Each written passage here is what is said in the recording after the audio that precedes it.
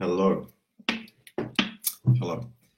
So I'm making this video today because a friend of mine needs it. And it made me realize that it's probably long overdue that I made this video because really a lot of most people breathe badly. And hello, Morella. Most people breathe badly. And it's quite simply the most important thing we do. I'll explain why in a minute, but it's just fundamentally the most important thing we do and the most urgent need that we have. So that the way you breathe directly affects every aspect of your life. It affects your emotional well-being, how you feel. It affects your mind, how you're able to think or not. If you've got a cloudy, foggy mind, or if you've got clarity. And, you know, it affects everything. And even, hello, Sandy. Here we go. Let's have a look. Yeah, if you're joining live, say hello, leave a comment, give me a love heart. I like those love hearts. Hello, Andrea. Yeah, so I'm talking about proper breathing. I'm going to give you the proper technique for optimal breathing in a minute. Hello, Masha. And if you practice what I show you, what I share with you, if you practice it, you know, a little bit as I explain how, then it will change every aspect of your life fundamentally. And it's very simple. It's not like I'm not suggesting that you have to do like a 20-minute practice every day, like sit and meditate. No, because you have to breathe anyway, right? So it's not that you have to do something special. You're going to be breathing anyway. All I'm suggesting you to do is give your attention to your breathing, just for a few minutes every day, perhaps once in the morning, once in the evening.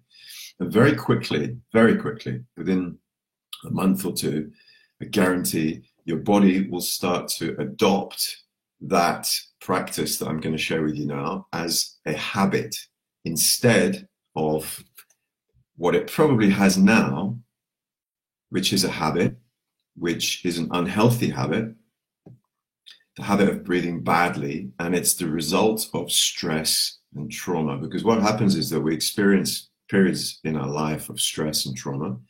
Excuse me while I just sort this phone out. And stress and trauma, as you know, impact the body. For example, if you're in a really difficult phase of your life, it's very easy for the shoulders to tense up and for the brow to furrow, and you know, you're kind of worrying and you're thinking too much and your body's tense. And that tension surrounds the lungs and seeps into the muscles around the lungs, especially the diaphragm, which is the number one muscle for breathing. And once the diaphragm gets tense, and once the muscles around the lungs and the chest and the upper back get tense, then what tends to happen is that we're not using anywhere near our full lung capacity. Cue deep breath. And I just want to say at this point, and I'll say it again later, when you watch this video, when you realize how much value there is in it, please share it with everyone you know. Everyone, guys, girls, people that you think are interested and people that you think aren't, because you never know. And at the moment, what we're going through at the moment, June 2019, is a huge change on the planet and in the human psyche. And you know, winds of change are blowing, and one of the most important tools you can have in your armory, if you like, when things are difficult, is the breath. So, first of all, a little bit about the theory behind it. The reason why I say breathing is the most important thing you do is because if you think about it, there's nothing else that I can think of that if you stop doing it for 3 or 4 minutes, you die. That's how it is with breathing. you know, you can go for weeks and weeks and weeks without food. And we all have this, we're all very aware today of the importance of diet, right? Probably most of you watching it. Okay, I'll come to that in a minute, Kim. Probably most of you that are watching are really aware of your diet and at least try to eat fairly healthily. But almost nobody, it's ridiculous, thinks about their breathing. Hardly ever. I even had an ex-girlfriend who was a well-known yoga teacher, and I had to teach her how to breathe properly. So yeah, the fundamental basic needs for a human life are food, water, oxygen, shelter, companionship, and so on, right? But the first is oxygen. The first is oxygen. You can only live for a very short amount of time when you stop breathing. You can go for a week or so without any water, without a drop of water. Without one breath, no breathing, you're done real fast. So it is the most important thing. And you don't have to be a rocket scientist to realize that, okay, if it is the fundamental basic need, if it's really super important, then how I breathe is also going to have a very powerful influence on my life. If I stop breathing, I die. And if I breathe well, then perhaps I live well as well. So, hello, Tracy. Hello, Kim. Hello, all of you. Say hello. Give me a love heart. Kim says, yes, I've been diagnosed with CFS-ME, apparently caused by trauma. CFS-ME. Well, look, everything's caused by trauma. Don't get stuck on the trauma. Heal the trauma. But also don't get stuck on a diagnosis. I really don't like it when other people give other people a diagnosis and they say to you, you have got this, and they stick a label on you. Because we're all different, and any two conditions are not the same. They might look similar, but they're not the same. They have different symptoms, always slightly different symptoms, and they always have different causes. And if you want to heal something, then you find out what the cause of it is. It's the best way to heal it.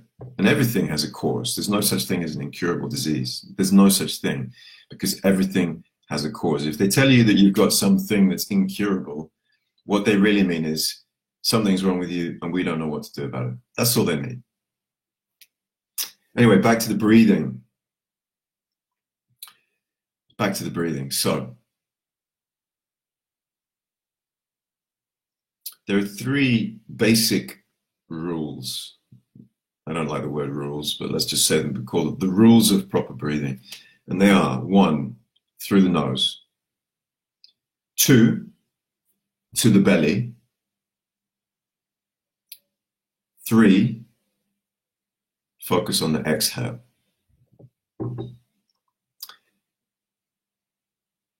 So it's very simple. It's very simple. And what I'm going to do is I'm going to ask you to practice in the beginning, to practice lying on your back, lying down either in the bed or on the couch or on the ground, but on your back, horizontal. Because when you're sitting or standing, the same muscles, some of the same muscles that help you to breathe are also keeping you sitting, keeping you standing. So it's more difficult to learn to control and to help the body remember how to breathe with those muscles if you're standing, because those muscles are keeping you standing and then they're trying to breathe and it's confusing for them. So it's much easier if you do this exercise lying down. So I'm just going to give you a few seconds to kind of get on your back.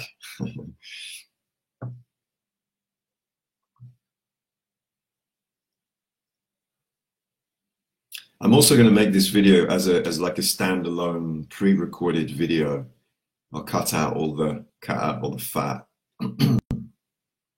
But for now, I wanted to do this quickly because I might not have much time in the next few days and weeks. Okay, so assuming that you're lying on your back, let the legs be a little bit apart. if you know the corpse pose, the yoga posture, Shavasana, the corpse pose, then that's the posture I want you to be in. The legs are slightly apart, the feet are falling to the sides so they're nice and relaxed. And your hands are a little bit away from the sides of the body. Your head is in the middle. Very simple. Don't get stuck on that. It's not important. Just relax, lying on your back, relax on the floor. And then bring, with as little effort as possible, with as little movement as possible, bring your right hand to your belly so that your thumb is more or less in the belly button or near the belly button. And then bring your left hand to the middle of your chest. So you're lying on your back, keep the shoulders relaxed, the elbows on the ground, right hand on the belly, lower belly, left hand on the middle of the chest. Elbows down, relax. First rule, wherever possible, you breathe through the nose. And there's lots of reasons for this, and I'm going to tell you some. One, your nose, as you know, I suppose, is full of hairs. And they have a reason, like every single part of the body is there for a reason. There's nothing wasted in nature, nothing. And the hairs in the nose are a filter. They clean the air as it goes into the body. And that's a really useful thing to have. If you always breathe through the mouth or too much through the mouth, then you're going to get throat problems. You're going to have a sore throat. You're going to get some kind of infection or sore throat because you need that filter. It's okay to breathe through the mouth sometimes. For example, if you're running or if you're exercising and you need more air quickly, then you breathe naturally through the mouth because the nostrils are small. And that's one of the benefits of breathing through the nose. Because the nostrils are small and because there are two of them, the inhale must be slow and steady. It's not you can't gasp. Try doing that through the nose. You can't get much oxygen in. So in order to get a good deep breath when you inhale through the nose, it takes a little bit of time. That's good because, as I'm going to explain in a minute, one of the most important things about this way of breathing, proper breathing, is that you breathe slowly. I'll explain it now. When you breathe slowly, then it's like the engine room in your body is slowing down.